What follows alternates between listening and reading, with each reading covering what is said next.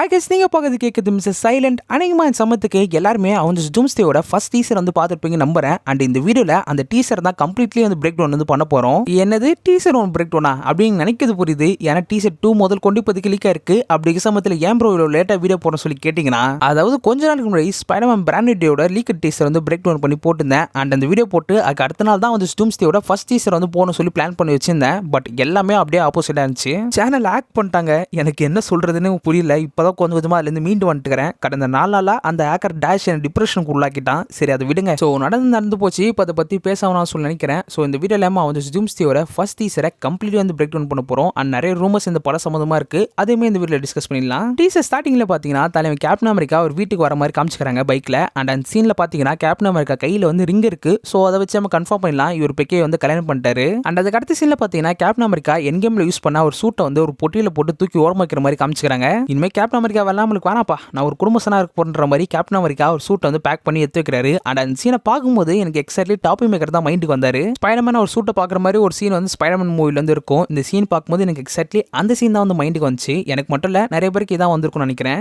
And அதுக்கு அடுத்த shot கண்டிப்பா எல்லாமே ஷாக்கா இருப்பீங்கன்னு நினைக்கிறேன். தலைவர் கேப்டன் அமெரிக்காவுக்கு குழந்தை இருக்குங்க, குழந்தை. ஸோ இது வரைக்கும் நம்மளுக்கு தெரிஞ்சது எல்லாமே அவன் என் கேம்ல கேப்டன் அமெரிக்கா ஸ்டோன்ஸ் எல்லாம் ரிட்டர்ன் பண்ணிட்டு பெக்கி கூட இருந்துட்டு திரும்ப ஒரு வந்துட்டாருன்ற மாதிரி தான் நினைச்சிருந்தோம். பட் தலைவன் பெக்கி கூட சும்மா மட்டும் இல்ல விளையாடிக்கிறாருங்க, இனப்பெருக்கம் பண்ணிக்கிறாருங்க. இனப்பெருக்கம் கேங்ஸ்டர்னா டிசிப்ளின் வேண்டா. பொம்பளை சோக்கு கேக்குது, பொம்பளை சோக்கு. இது வேற யாராவது பண்ணியிருந்தா கூட சரி ஓகேன்னு விட்டு போயிருக்கலாம். பட் கேப்டன் அமெரிக்கா பண்ண மாதிரி காமிச்சது ஏத்துக்கவே முடியாத மாதிரி இருக்குது. ஏன்னா அந்த மனுஷன் ஒவ்வொரு டிசிஷனும் பார்த்து எடுப்பாரு. முக்கியமா சொன்னா சிவில் வார் சமயத்தில் கேப்டன் அமெரிக்காக்கும் அயன்மேனுக்கும் நடுவில் ஒரு சண்டை வந்து ஏற்பட்டு இருக்கும். அதாவது கவர்மெண்ட்டுக்கு எல்லாம் அயன்மேன் இருக்கலாம் சொல்லுவாரு. பட் அதெல்லாம் வேணாம் சொல்லி கேப்டன் அமெரிக்கா அகேன்ஸ்டா வந்து பேசியிருப்பாரு. ஆனா அதுக்கான காரணம் கவர்மெண்ட் சைடில் அவங்க சொன்ன கண்டிஷன் எல்லாத்தையும் உட்காந்து தெளிவாக உட்காந்து படிச்சிருப்பாரு. மீது யாருமே அது பண்ணிருக்க மாட்டாங்க. கேப்டன் அமெரிக்கா மட்டும் தான் அது பண்ணிருப்பாரு. அந்த அதுங்களாம் படிச்சு பார்த்துருக்க அப்புறம் தான் இது வந்து நம்மளுக்கு செட் ஆகுதுன்ற மாதிரி சொல்லியிருப்பாரு. ஸோ இந்த மாதிரி ஒவ்வொரு டிசிஷனும் தெளிவாக இருக்கிற மனுஷங்க அவரு. அதாவது இந்த சம்பவம் பண்ணா இது நாளைக்கு ஏதாவது பிரச்சனை ஆகுமா அப்படின்ற மாதிரி யோசிச்சு தான் முடிவே இருப்பாரு. ஆனா அப்படிப்பட்ட ஆளு இப்படி ஒரு சம்பவம் பண்ணாரு சொல்லி எதிர்பார்க்கலங்க. முக்கியமா கேப்டன் அமெரிக்கா ஸ்டோன்ஸ் எல்லாம் ரிட்டர்ன் பண்ண பாசத்துக்கு போனதுக்கான காரணமே ஒரு புது டைம்லைன் கிரியேட் ஆகக்கூடாதுக்காக தான். இதுதான் ஏஷியன் ஒன் ப்ரூஸ் பேனர்ட்ட தெளிவாக வந்து எக்ஸ்பிளைன் பண்ணிப்பாங்க. உன்கிட்ட ஸ்டோன் கொடுக்குது எனக்கு பிரச்சனை கிடையாது. ஆனா இது மாதிரி கொடுத்தனா ஒரு புது காலவாச கிரியேட் ஆகும், நாளைக்கு இது பிரச்சனை அமையும் சொல்லியிருப்பாங்க. அண்ட் அதுக்கு தான் ப்ரூஸ் பண்ண விளக்கம் கொடுத்துருப்பாரு. அதாவது நாங்கள் ஸ்டோன்ஸ் எந்த டைம்ல இருந்து எடுத்துட்டு போறோமோ எக்ஸாக்ட்லி அதே டைம்ல ரீப்ளேஸ் பண்றோம். ஸோ அதனால ஒரு பிரச்சனை இருக்காது, நம்பி தாங்கன்னு சொல்லி ப்ரூஸ் பண்ண கேட்டுப்பாரு. அண்ட் அதுக்கப்புறம் தான் ஏஷியன் ஒன் ஸ்டோன் வந்து கொடுத்துருப்பாங்க.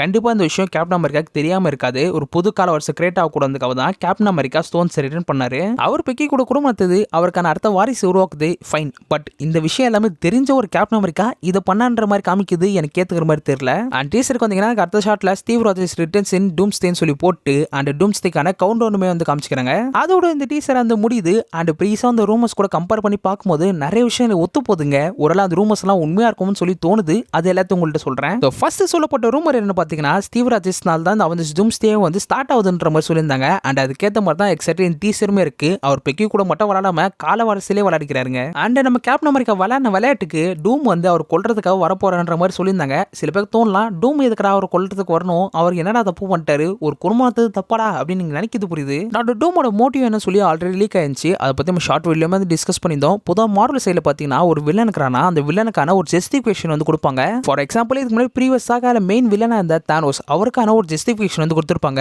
அவர் மோட்டிவ் பார்த்தீங்கன்னா 50% ஆஃப் லிவிங் பீயிங் வந்து காலி பண்ணணும். பட் தானோஸ் ஏன் அப்படி பண்ணான்னு சொல்லிட்டு ஒரு ப்ராப்பரான ஜஸ்டிஃபிகேஷன் வந்து கொடுத்துருப்பாங்க. அதாவது ஓவர் பாப்புலேஷன் காரணத்தினால ஒரு பிளானட் வந்து கம்ப்ளீட்லி அழிஞ்சிருக்கும். அதே மாதிரி வேற எந்த பிளானட்டும் நடக்கக்கூடாதுன்னு ஒரு எண்ணம் வந்திருக்கும் அவருக்கு. ஸோ 50% ஆஃப் லிவிங் பீயிங் காலி பண்ணிட்டா என் பிளானட் அழிஞ்ச மாதிரி மற்ற யார் பிளானட்டும் அழியாதுன்னு அப்படின்ற ஒரு எண்ணத்தில் தான் வந்து தானோஸ் ஒரு பிளானட்டா போய் அங்கே 50% ஆஃப் உயிரை வந்து காலி பண்ணிருப்பாரு. அண்ட் அதுக்கப்புறம் தான் இன்ஃபினிட்டி ஸ்டோன் ஒன்று இருக்கிற விஷயமே அவருக்கு தெரிய வந்திருக்கும். அண்ட் தானோஸ் அந்த ஸ்டோன்ஸ் எல்லாமே கலெக்ட் பண்ணி அவர் நினைச்ச மாதிரி எல்லாத்தையும் வந்து பண்ணியிருப்பாரு. அந்த ஸ்டோன் பவர் யூஸ் பண்ணி தானோஸ் அவர் நினைச்சிருந்தா என்ன வேணா பண்ணிருக்கலாம். பட் அந்த மனுஷன் எதுவுமே பண்ணிருக்க மாட்டாரு. அவரோட மோட்டிவ் பார்த்தீங்கன்னா அவர் பிளானட் அழிஞ்ச மாதிரி மற்ற பிளானட்டா அழியக்கூடாது, மற்ற பிளானட்டை பாதுகாக்கணும் அப்படின்ற ஒரு எண்ணத்தில் தான் இது பண்ணிருப்பாரு. ஆனா சில பேருக்கு இது பார்க்கும்போது தப்பா தெரியலாம். பட் அவர் சைடில் ஒரு ஜஸ்டிஃபிகேஷன் வந்து கொடுத்துருப்பாங்க. ஸோ இது எல்லாத்தையும் முடிச்சுட்டு அந்த மனுஷன் விவசாயம் பண்ணிட்டு ஓரமா இருந்திருப்பாரு. அவர் நினைச்சு தான் ஸ்டோன் யூஸ் பண்ணி திரும்ப எதனால பண்ணிக்கலாம். பட் அதெல்லாம் பண்ணிருக்க மாட்டாரு. கண்டிப்பா இதனாலே தானோஸ் நிறைய பேருக்கு வந்து பிடிக்கும். ஸோ இதனாலே நம்ம தானோஸ் வந்து ஒரு கம்ப்ளீட் வில்லனா வந்து பார்க்க முடியாது. என்னதான் ஒரு வில்லனா இருந்தாலுமே அவருக்கான ஒரு ப்ராப்பர் ஜஸ்டிஃபிகேஷன் வந்து கொடுத்துருப்பாங்க.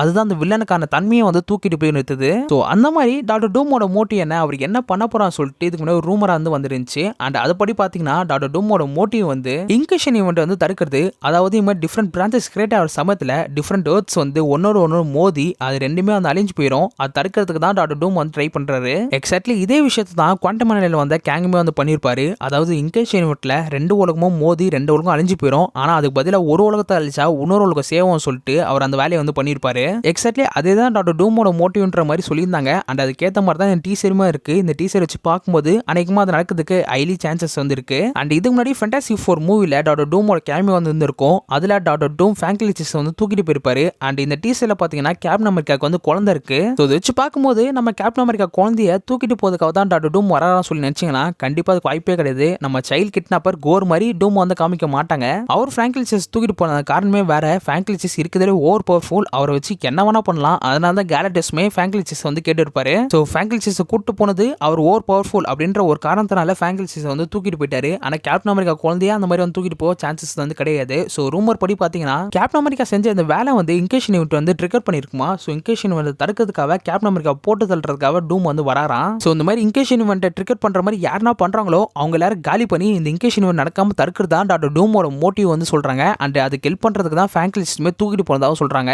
அண்ட் இன்னொரு ரூம்ல என்ன சொல்றாங்கன்னா இந்த மாதிரி இன்கேஷன் யூனிட்ல தப்பிச்ச பிளானட்ஸ் எல்லாத்தையுமே ஒன்னு சேர்த்து டாக்டர் டூம் ஒரு புது பிளானட் உருவாக்கி அண்ட் அந்த பிளானட்டோட அரசனா ஒரு காடா வந்து இருக்க போறாராம். இதுக்கு முன்னாடி இன்ஃபினிட்டி சாக்கோட முக்கியமான வில்லனான தானோஸ் சேர்த்து பாத்தீங்கன்னா அவர் பிளானட் வந்து அழிஞ்சு போயிருக்கும். அதுக்கப்புறம் தான் அவருக்கு இப்படி ஒரு எண்ணமே வந்திருக்கும். 50% உயிரை வந்து காலி பண்ணோம், மற்ற பிளானட்டை காப்பாத்தன்ற ஒரு எண்ணமே அதுக்கப்புறம் தான் அவருக்கு வந்திருக்கும். மேபி டாக்டர் டூமோட பிளானட்டும் இந்த மாதிரி இன்கேஷன்ல மாட்டி அழிஞ்சு போயிருக்கலாம். அதனால கூட டாக்டர் டூம் இந்த மோட்டிவ் வந்து எடுத்துக்கலாம் சொல்லி தோணுது. அண்ட் டாக்டர் டூமோட மோட்டிவ் என்ன சொல்லிட்டு ஏகப்பட்ட ரூமர்ஸ் வந்து இருக்கு. அண்ட் அதை பத்தி நம்ம டிஸ்கஸ் பண்றதுக்கு தனியா ஒரு வீடியோ வந்து போடலாம். ஸோ மார்வல் இப்போதைக்கு மொத்தம் 4 டீசர் வந்து பிளான் பண்ணிக்கிறாங்க. அதுல முதல் டீசர் கண்டிப்பா எல்லாரும் பார்த்திருப்பீங்க. அண்ட் செகண்ட் டீசருமே இப்போதைக்கு லீக் ஆயிடுச்சு, அதுவுமே பார்த்திருப்பீங்க நம்புறேன். அண்ட் மூணாவது டீசர் டாக்டர் டூம் வந்து பேஸ் பண்ணி இருக்க போகுது. And final teaser completely Avengers Doomsday ஒரு டீசரா வந்து இருக்க போகுது. ஸோ இந்த 4 டீசரை நம்ம கம்பேர் பண்ணி பார்த்தாலே கண்டிப்பா அந்த டூம்ஸ்டே எதை நோக்கி போகும்னு சொல்லிட்டு நமக்கு ஒரு ஐடியா வந்து கிடைச்சிடும். அண்ட் நெக்ஸ்ட் வீடியோல அவஞ்சர்ஸ் டூம்ஸ்டே ஒரு செகண்ட் டீசர்ல என்ன காமிக் போச்சு சொல்லிட்டு கம்ப்ளீட் பிரேக் டவுன் பண்ணி போடலாம். அண்ட் இதோட இந்த வீடியோ வந்து முடிச்சுக்கிறேன். உங்க எல்லாரும் அடுத்த ஒரு வீடியோல பார்க்குறேன். Bye guys.